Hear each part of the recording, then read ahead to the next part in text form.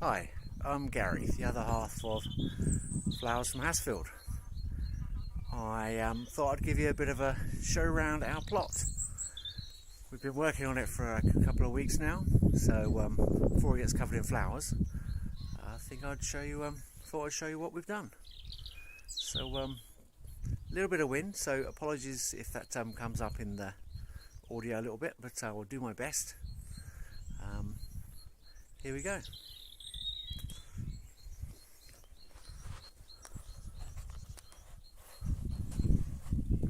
Right, I'm going to talk you through what we've got.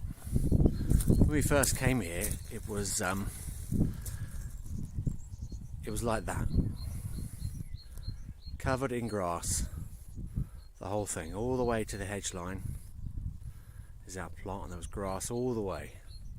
A few muddy patches, they put the new sewer treatment in, but grass all the way. So any beds you're now seeing, which I'll talk you through in a minute, we have put in.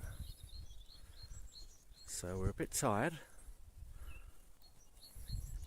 buoyed along by excitement mainly.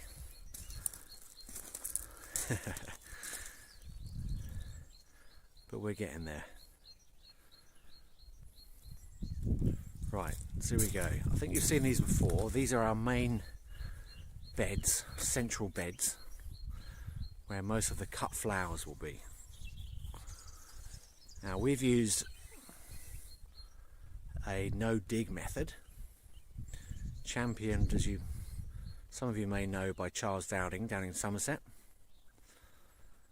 And how he did that was basically cardboard boxes on top of, could be anything, weeds, whatever, but we've put cardboard boxes straight on the grass.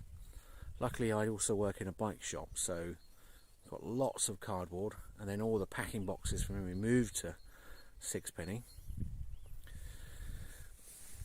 Cardboard straight down onto the grass, and then soil on top of that. Now that soil, about sort of 4 to 5 inches deep,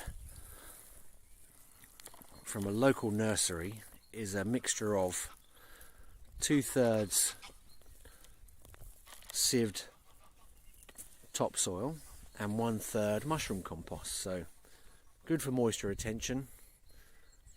We measured the acidity and it sat around 6.5, so just on the acidic side of neutral.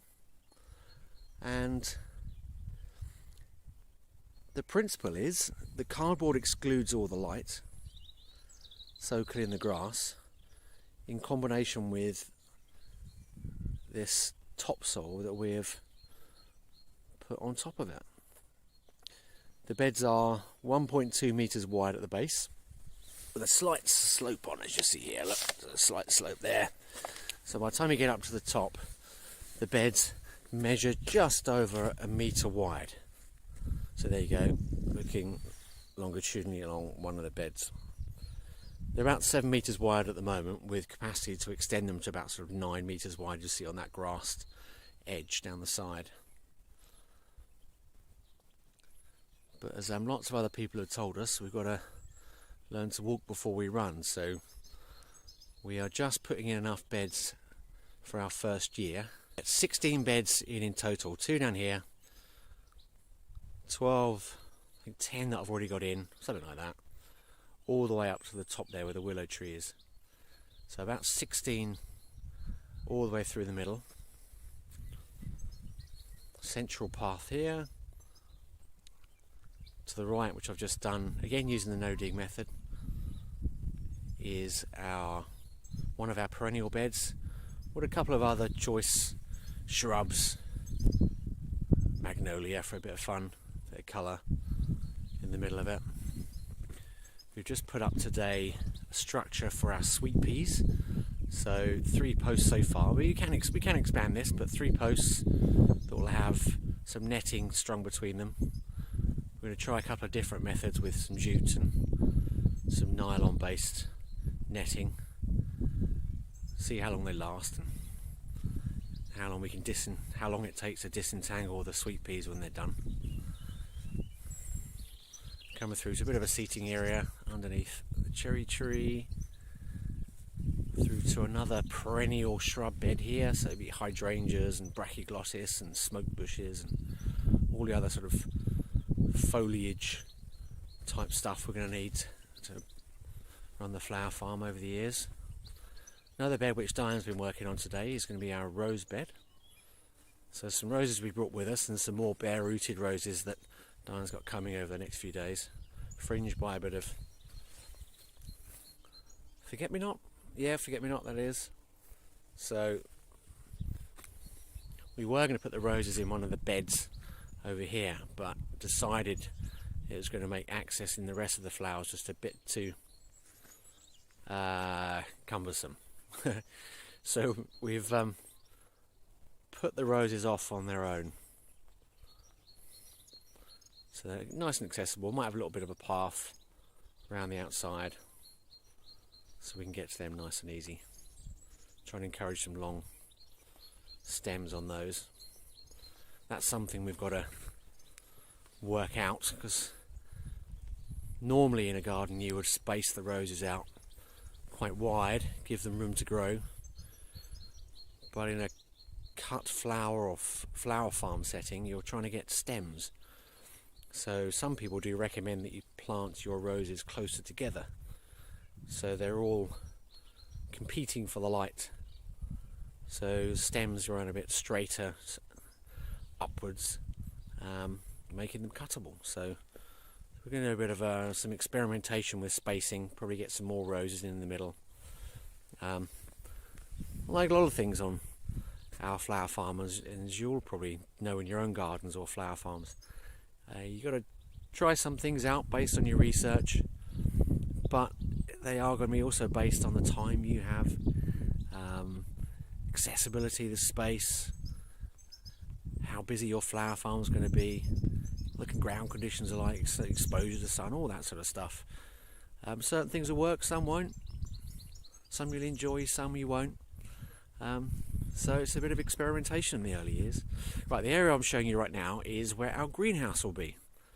We've got a couple of temporary structures, one there and another one yet to be put back together, which Diane's been using to get the dahlias protected during these late frosts we're getting in late March, early April, which have probably caught a lot of people out.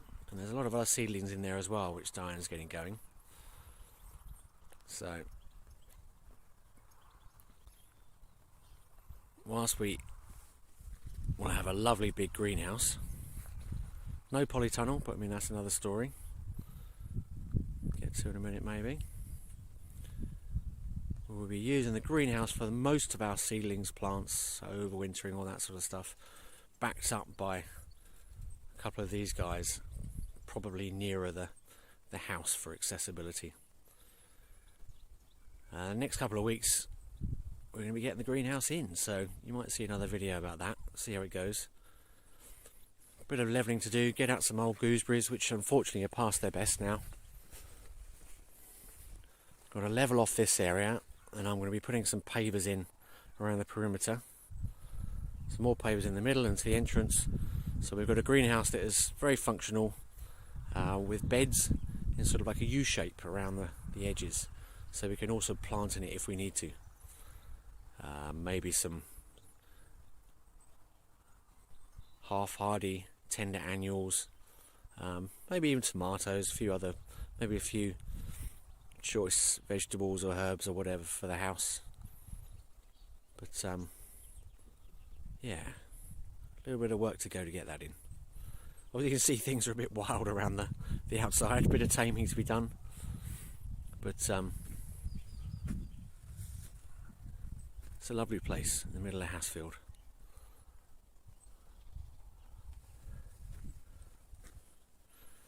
Now what we've got is, that direction is where the sun comes from in the morning, so rising from the east. Currently we've got these late